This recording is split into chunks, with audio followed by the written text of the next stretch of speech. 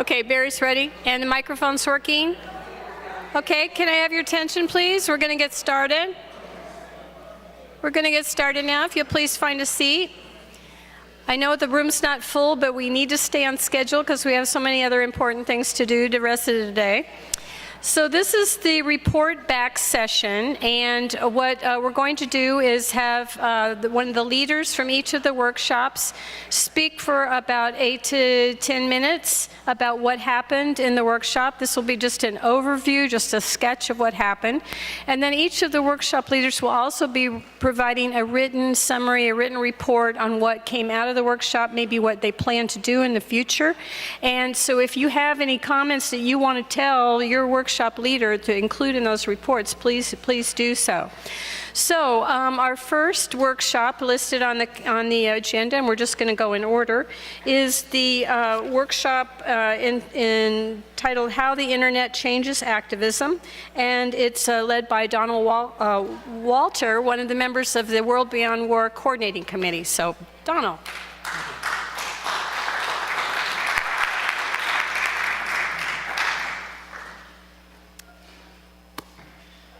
Well, this was an exciting workshop, so I'm sure that that you'll be fine. But we had the most exciting workshop, I'm sure. There were 12 of us that had an opportunity to look at some websites. We also experimented a little bit with an online presentation system, which I will demonstrate here just briefly.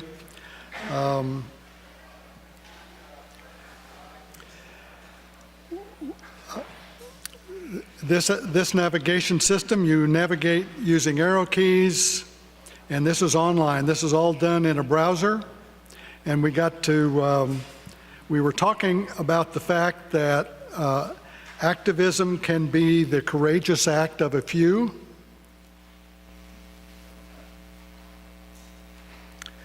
or it can be the action of many. Here's the 400,000 strong People's Climate March as an example. But throughout this weekend, we have heard over and over again that we need to reach the public. Our only hope is to change the attitudes of the public. That includes raising awareness, providing a vision, and sharing values. And the question we had is, what critical mass is required to reach the tipping point? I don't think anybody knows the answer to that. Some people say 50%. Most people say 15%. If 15% of our nation believed that we could be a world beyond war or a nation beyond fossil fuels, that could happen. But whatever the critical mass is, the internet has the potential to reach a wide audience rather quickly. So we need to take advantage of the internet. There were 12 of us, and all 12 had considerable experience using either developing their own websites or exploring websites. So we got to share a lot, and we have included some of those websites in our future activities. We talked about the use of videos and the strengths and limitations. Videos are a very powerful way of getting a message across quickly, but they can also be a limitation, especially if they're longer than 2 or 3 minutes, or sometimes if they're 20 minutes like TED Talks, they can be very powerful. But for the most part, long videos don't seem to work well. One of the things that came out of our discussion was the importance of making pages accessible to iPhones or to smartphones, or to make them responsive. A few years ago, almost everybody had a personal computer, and that's how they accessed the internet. Now it is estimated that upward of 50% of people only access the internet through smartphones. Then there was a question of the tension between diversity and unification. There is a need to have one place that everybody can come to find out what they want to know. On the other hand, you can't have everything on one site, and it's important to have diversity. So there is a tension there, and we did not come up with any resolution of that tension, but just to know that we will continue to work on it. Our group has agreed to continue to work on this. And if any of you are interested in hearing about our work, you can send me an email at donald@donald.net. And this presentation is online at webofchange.net. Now, if you'll just tell me when my time's done, I'm going to go through just a few things. This is a slide of the webpage for World Beyond War. It includes an embedded video. It has the 2016 version of a global security system, a link to the study guide. Then there are also links to the Facebook page.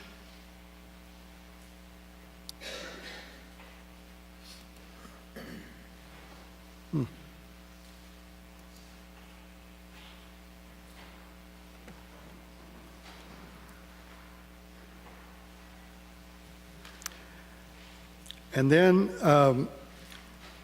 we'll go to 350.org as another example. Here are a couple embedded videos, links to the Facebook page, the Twitter page, and then you can share this page to Facebook or Twitter or Google+. And we talked about some other social media sites that we would like to include. And then smaller examples. My favorite is Center for Biological Diversity because it not only includes biological diversity, but diversity of cultures and languages and so forth. Here's Veterans for Peace, Amnesty International.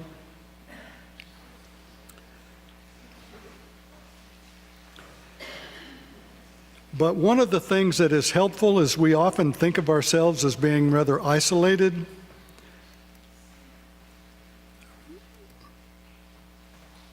But there are many, many sites out there, and this is just a small sampling. As a matter of fact, in our workshop, almost everybody had 2 or 3 more that they wanted to include on this, and there are probably dozens more besides that. So it is sometimes helpful to see what's out there, to see how many organizations there are, to see what kind of websites are available. And it is true that there is a need for a place to kind of bring all this together, but it's also nice to be able to see it in all of its diversity. So I'm going to end by just showing you a little animation that we come up with to kind of describe the vision that is given in a global security system. And that is that when we will know that we have achieved peace when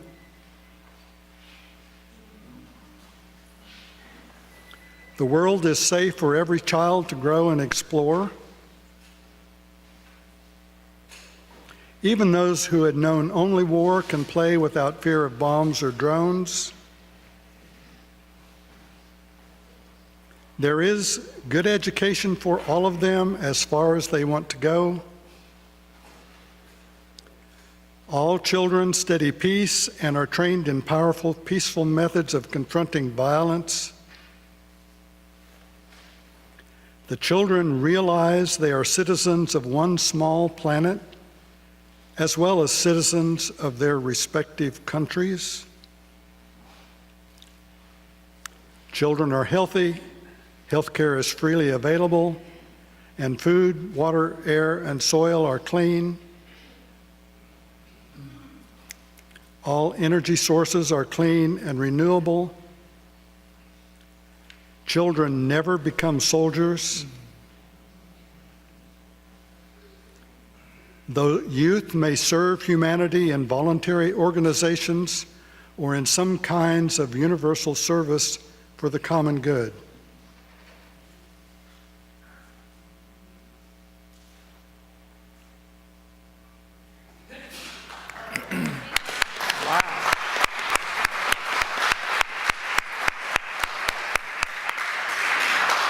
Great job, and I think we can all agree that the internet is the way we are organizing today. World Beyond War has members now in 153 different countries, and the way we found those people, the way they found us, is through the internet. So this is really critically important. All right, our second group up that will be reporting is Bill Moyer with the Creative Activism Workshop. Bill? All right. Boy, oh boy, that's a tough act to follow. And I did, just so you know, learn that I was doing the report back at the end of the workshop. So that's not really fair. But life is not fair, right? So who cares? Yeah, no excuses, right? All right, except for okay. So what I think was obvious in the workshop was the level of skill. Do I need to, oh yeah, I thought were you telling me to talk more quietly? No.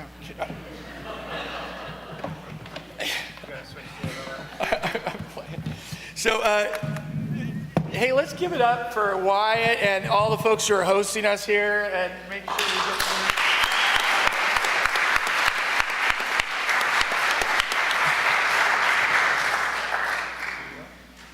Awesome, thank you. So our workshop, I was really honored to actually just take a little bit of a back seat and watch Nadine Block go, because she's really awesome. Yeah. So Nadine works with a group called Beautiful Trouble and doing training, etc. And so I thought it would be cool to make sure that everybody has their website and a couple of other web addresses. So beautifultrouble.org, speaking of internet. Nadine facilitated a process where we got to share our inspiring creative actions that we've either been a part of or that we thought were really cool. And so everybody did little vignettes of that. That was a nice introduction. And but what was clear through that is that, boy, oh boy, we all have been a part of a lot of actions collectively, don't you think? Yeah, I would say that the idea that we'd create strategy in an hour and 15-minute workshop after, is really unrealistic. But people came up with some really great ideas for actions. There was a wonderful song. I mean, I don't know where Code Pink gets this stuff, but they did a great song. They're going to do an action tomorrow. I'm glad you said that, Ellen, because I wasn't going to say it. So, yeah, you know what? That's the truth. And some of the other great ideas that came out of that workshop for actions were, does anybody want to do a shout out for their idea?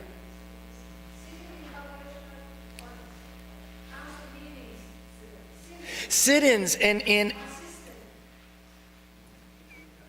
consistent sit-ins in meetings or offices of decision makers.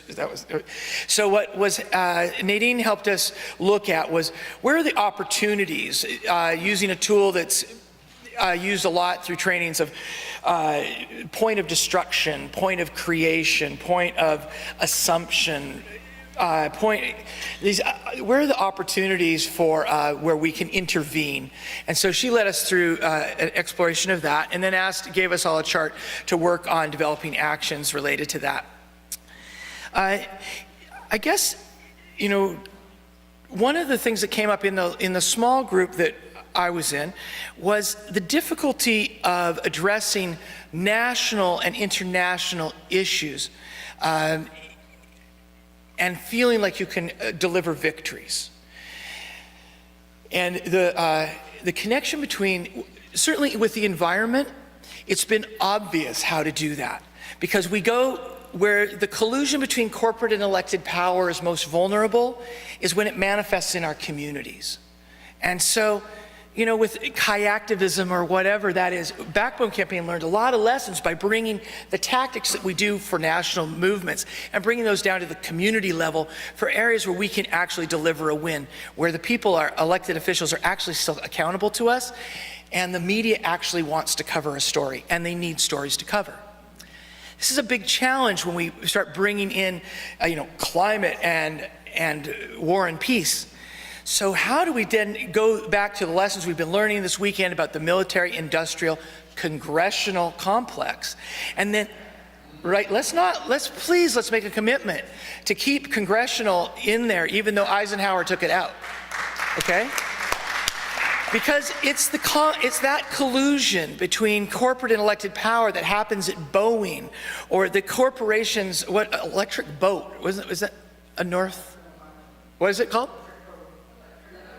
Electric boat, yeah, I heard it one time, I thought, oh, that's great, they're like for decarbonizing boat transportation.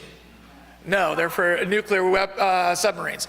So anyway, so the conversion, and then a lot of examples where people were inspired had to do with the youth and children. And I've had the pleasure of being around the Plant for the Planet groups and the Children's Trust activists, and I don't think that it's not enough to, and it's inappropriate to tokenize our youth. We also have to be able to listen to our youth and allow their brilliance to come through, right? Because they are actually leading. And but to recognize that they are leading, and then engage with them as collaborators, to find those ways where maybe one of the ideas that came out was the idea of participatory budgeting, or having the youth approach a budget for the future in the state, or what they would like Boeing Company, taking the area where I live, taking their priorities to Boeing, et cetera. So that was all very useful, and I think that this is not a hard group of people to come up with action ideas.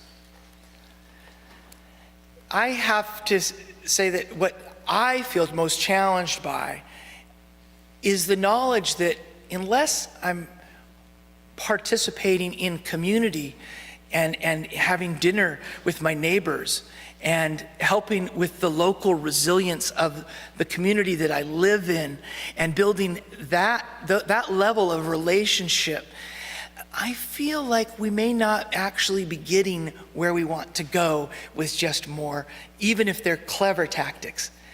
That said, we want this to be a movement that is a joyful movement, a positive movement that has presenting solutions and that people want to be part of. So it's not about being a martyr. We're not appealing to, we're not trying to be the marginal people who are victims of the society. We are attempting to be in community, and I think that that's going to take a lot more than an hour and a half workshops, and I think we're going to have to do a lot of soul searching as we look at different aspects of being agents of change, and also celebrating other kinds of change agents that we're surrounded by every day.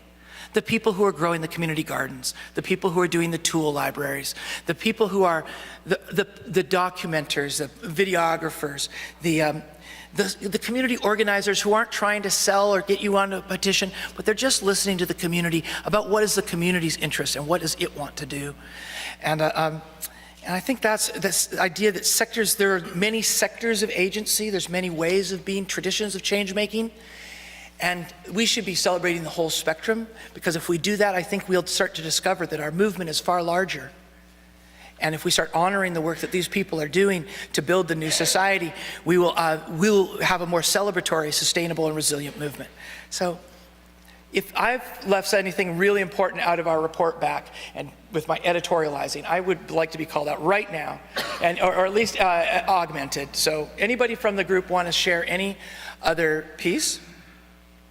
Yes, please.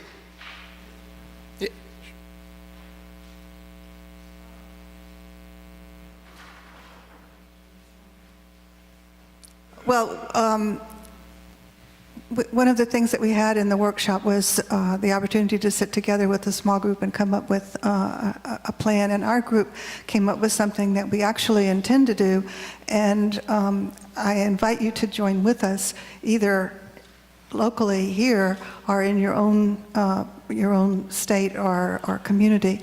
And that is, we are very, very, very concerned about the possibility of a nuclear war in North Korea, and unclear about what we can do about it. And so one of the things that the thing that we talked about and that I think we're going to do is to have an action at the Senate office of Ben Cardin, who is our senator and chair of the Foreign Relations Committee, because he has refused to co-sponsor a bill that is currently in Congress that would take away the power of the president to unilaterally declare a nuclear war, and would give that power to Congress. And while, of course, we don't want anybody to have that power, at least this is a tool or a So if people place. wanted to participate, I'm getting the sign that I need to wrap. So if could people participate with you then when you do that? And Yes. Or if Thank you want to you. develop your own action. And Ellen, you have an action that you'd like to advertise too, but I'm also getting the hook. Persistence. Excellent. That came out of the workshop. I would like to invite people also there's an activist toolkit at backbonecampaign.org/toolkit. And there's also, if you go to our DIY, there's DIY tactics and action brigades. These are other opportunities to do creative tactics. And lastly, the solutionaryrail.org is another place where you can get just transition strategy information. All right, thank you very much.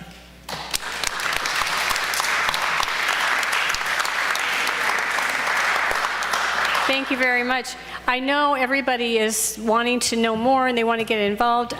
All of the workshops and the contacts and stuff we will put on the World Beyond War website. And if you want to get involved in any of those, maybe you want to go to 2 workshops, you can only go to 1. So all of this information we'll have on the World Beyond War website. So you don't have to frantically take notes. We'll have it there for you and you can get more involved. Okay, our third workshop is going to be debriefed by the World Beyond War Educational Coordinator, Tony Jenkins, and the topic was Educational Approaches to Foster Political Engagement for Peace and Planet. Thank you. First good rule of activism, delegate. So Smart. I've called up a rapporteur. Actually, you know, if you are an educator and you teach and learn, it's the outcome of your learning is not really as important as the students who are with you. And so I've invited my co-learners to share with me a summary of what we learned. Yeah. Then he's going to tell me if I did it well, which I want him to. Okay. Yeah, so this was a great workshop because we're educators learning how to be better educators. So in this workshop, let's bring some notes down here. Okay. We were discussing educational strategies and approaches to foster active social and political engagement. How do we get people active? How do we engage them more effectively? So we talked a lot about how to communicate and connect with other people. That ended up being a lot of our conversation. So how do we do that? Help people to open up to the possibility of social and political engagement. So they'll want to do it and they'll have the desire to do it.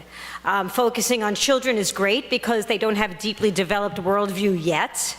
That can be challenging. How do we get to children so we can go into schools? If we can get into schools, if we have some kind of an ally, and if we can't, then we can invite parents to educational, peace education events wherever they are, in parks and community centers and churches, and then they can bring their children to that. Possibly we can even get on a school board and influence the kind of textbooks that are being used in schools that may have a very pro-military, pro-military, pro-nuclear, whatever kind of slant they have on them. And focusing on adults, of course, is really important. And how do we get through to adults? So we need to be able to listen to other people, to make a connection, rather than just trying to convince them of our point of view, because we have this sense of urgency, and we know how important this is, and we need to just tell people how important it is, but it doesn't work. So how can we meet people where they are, really learn how to listen to them, let them know that that we're really hearing them, and connect with them where they are.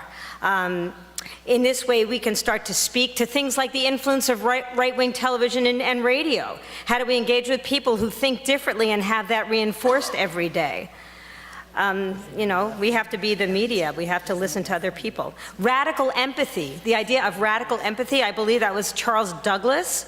Meeting people as human beings where they are and listening to them no matter what.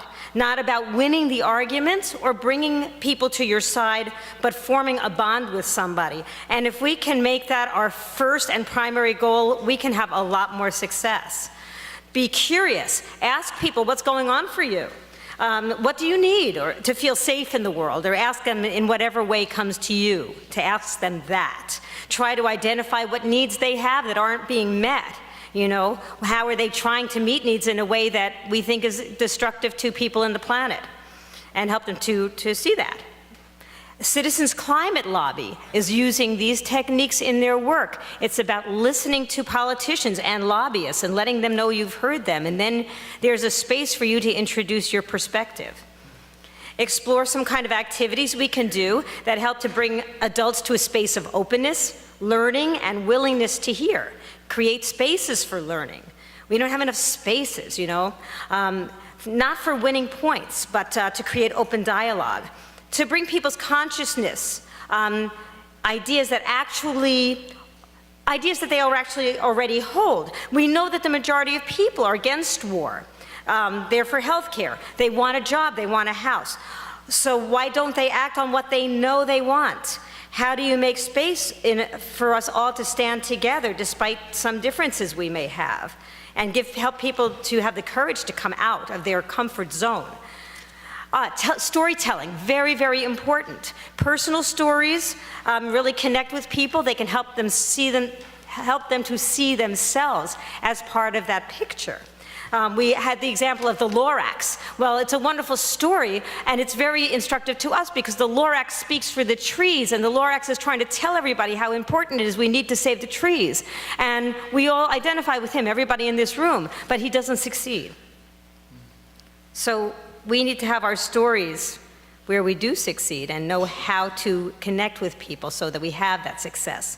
There was a mention of the Doha debates and marketing leading up to certain things so that you can really get it out into the public consciousness ahead of time. Maybe we could have a series over the course of a year, an educational series that we invite people to tune into. Educational strategies, beyond political strategies. Maybe we can invite a veteran into the school. Veterans would be welcome in the school, but we could have a veteran for peace come into the school.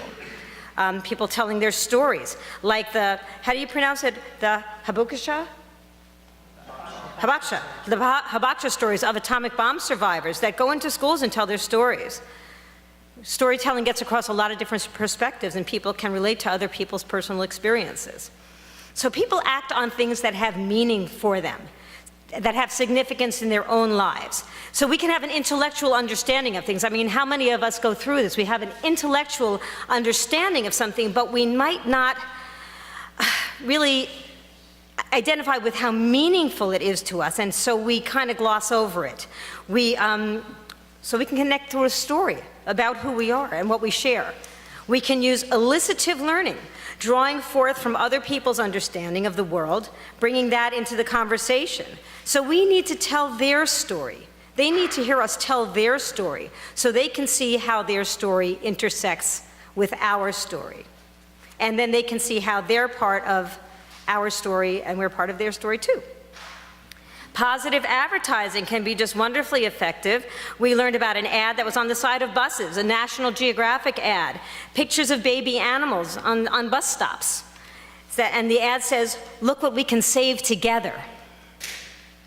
So it's inspiring, it's warm and fuzzy, it brings people in.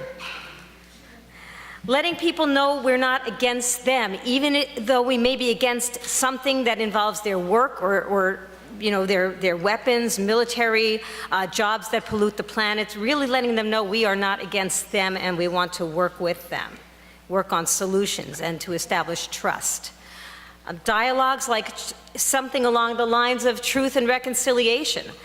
Dialogue practices to bring victims and perpetrators together. They begin to develop empathy without really having a conversation even. So how can we use that as a tool? A great example, peace education program for parents. So you could bring, parents can come to this program, they can bring their children. We heard about an example where someone organized a short screening of a film, and the topic was violence in media. It addressed the influence of video games and how that actually impacts children to accept violence as a normal part of daily life, of killing people. It's part of a game. It just seems very natural. That's pretty scary to us. So encourages parents that when kids have free time to have them do something else, maybe watch something peace-related. The idea of reflection. Helping people learn how to ask questions, both in analytical terms and in terms of moral and ethical reflection, our sense of values and who we strive to be, and connect with people around that. It's important for our work to have a vision, to have a future direction, so we can help people be contemplative, to imagine a future they want to see, and actually believe that we can create that together. We can bring in conflict resolution tools. Nonviolent communication is a wonderful tool, ways for us to get more calm and centered that can even help us use nonviolent communication more effectively so that people will feel comfortable talking with us because we feel this sense of urgency. But when we bring that to people, it can really just scare them away, which is not what we want to do. Okay, a film that was shown at the Green Festival called Love Thy Nature. This was described as a film that achieves everything we want. It eliminates guilt and accusation, and it engages people in a beautiful way. Love Thy Nature. I want to see that, haven't seen it. Yeah. Oh, and here's a great practice you can do with kids, because we seem to be so separated from our natural environment. So help to bring kids, and you can do this with adults too, to really play with the fact that animals are part of the environment, so we become an animal. Just become an animal and just be goofy and be 4 years old again and play with that. So we can start by seeing animals as part of the natural environment, it can help us kind of reconnect with seeing human beings as part of the natural environment and create that radical empathy with other human beings through animals that we identify with the dog or cat or whatever you like. And that really shifts our energy. And that sense of play comes back, because we just don't have enough of that in our lives, and it really shifts our energy, gives us more energy.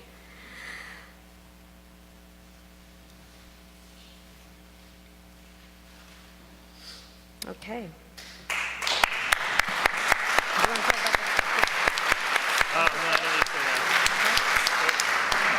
I'll just add one more thing. That's in a sense my kind of an own internal summary of this discussion. I think there's a real need, and this is a language I use often, to learn how to engage in politics in a learning mode, right? And so rather than engaging in a political process, thinking about how I'm going to win my point, is to come into it with an openness ourselves to learn. And that opens up others to want to learn. And then once that openness is there, the creative possibilities can emerge and flourish and flow. And it can be really powerful and transformative. So trust in that process. So that would be one of the messages I'd like to leave you with.